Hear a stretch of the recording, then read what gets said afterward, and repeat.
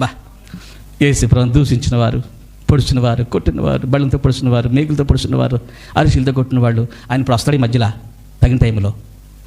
ఆ తండ్రికి తప్ప దూతలకి యేసుప్రభువుని తెలియదు. అందరూ చూస్తారంట.